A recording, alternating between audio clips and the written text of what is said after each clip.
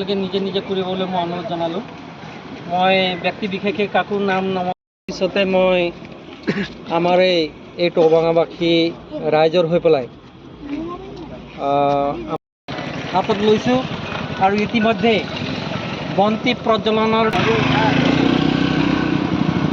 আমাৰ টৌবাঙাবাসী ৰাইজ আমি মানুহ পিছফালে গুচি যায় এনেকৈ চাই যোৱা ইংৰাজী 22/4 ধৰ্ম নিৰ্বিশেষে সকলো মানুহে থকাৰ যিটো অধিকাৰ তাত যোৱাকালিৰ যিটো ঘটনা সেইটো ঘটনাই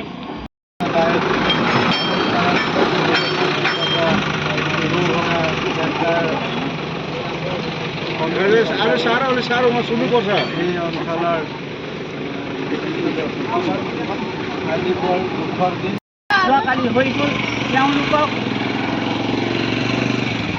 তেওঁলোকক ফাঁচি নহয় তেনেকুৱা দৃষ্টান্ত দাঙি ধৰাৰ কাৰণে মই চৰকাৰক অনুৰোধ কৰিব বিচাৰোঁ। কেইবাগৰাকী লোক শ্বহীদ হৈছে আৰু তেওঁলোকৰ আত্মাৰ শান্তিৰ বাবে এইদৰে আপোনালোকে প্ৰটেষ্ট কৰি যি সমবেদনা জ্ঞাপন কৰিছে, কি ক'ব? নিশ্চয়, আজি আমি টৌবাঙাবাসী ৰাইজ হৈ পেলাই আমি ইয়াতে প্ৰতিবাদী কাৰ্যসূচী অৱলম্বন কৰিছোঁ।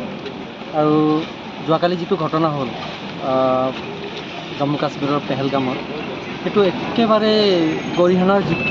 এইকাৰণে গৰিহণাৰ যোগ্য যে সাধাৰণ লোক যিবিলাকে আমাৰ জম্মু কাশ্মীৰ হৈছে এটা স্বৰ্গৰ ৰাজ্য বুলি কোৱা হয়, সেই স্বৰ্গৰ ৰাজ্যক চাবলৈ যাওঁতে যিবিলাক পৰ্যটক আছিলে, সেইটো হয়তো কোনোবা কৰ্ণাটকৰ আছিলে, কোনোবা হাৰিয়ানাৰ আছিলে, কোনোবা উৰিষ্যাৰ আছিলে, সকলোকে তেওঁলোকে একগোট সমবেত কৰি পেলাই কোনো ধৰণৰ জাতি বৰ্ণ ধৰ্ম কোনো নুসুধাকৈ হিন্দু হয় নে মুছলিম হয় সেই ধৰণে তেওঁলোকে সুধি পেলাই চাৰ্ট পেণ্ট খুলি তেওঁলোকে লেংটা কৰি পেলাই যি ধৰণে তেওঁলোকে কাৰ্যসূচী অৱলম্বন কৰিলে বা নিৰ্মম হত্যাযজ্ঞ লীলা তেওঁলোকে চলালে, তাৰ বিৰুদ্ধে আজি আমি ইয়াতে প্ৰতিবাদ কৰিছোঁ। আৰু এই প্ৰতিবাদ আমাৰ এই যে অঞ্চলতে সীমিত নাৰাখি পেলাই গোটেই ভাৰতবৰ্ষতে ইয়াৰ প্ৰতিবাদ হ'ব লাগে।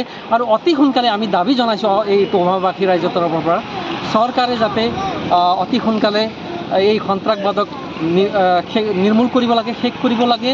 আৰু লগতে পাকিস্তানে যি ধৰণে এইবিলাক কাৰ্যসূচীত অংশগ্ৰহণ কৰি আছে, পাকিস্তানকো গোটেই আন্তঃৰাষ্ট্ৰীয় ভিত্তিত তেওঁলোকক নাকি লগাব লাগে আৰু পাকিস্তানৰ বিৰুদ্ধে ভাৰতে একশ্যন ল'ব লাগে।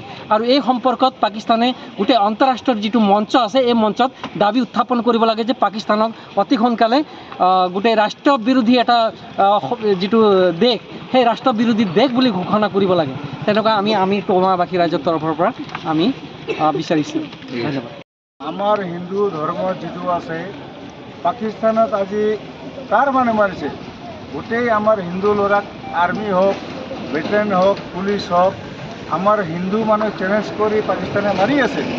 কিন্তু আজি আমি ইয়াতো আমাৰ গোটেই এৰিয়াত মুছলিমৰ লগত আমাৰ ব্যৱসায় চলি আছে, আমি ব্যৱসায় চলি আছোঁ, তথাপি আমাৰ ইয়াত তেনেকৈ হোৱা নাই। গতিকে আমি কি ভাবোঁ, আমাৰ হিন্দুৰ যিটো একতা, আমাৰ গোটেই অসমত একতা যদি হিন্দুৰ লগত হৈ যায়, আমাৰ কালি আমাৰ ইয়াতো হ'ব। এইটো নহয় যে পাকিস্তানৰ আজি গুলি গোটেই আমাৰ হিন্দুৰ লগত মাৰিছে, আমাৰ ইয়াতো মাৰিব এদিন। কিন্তু আমাৰ হিন্দু মানুহৰ একতা নাই।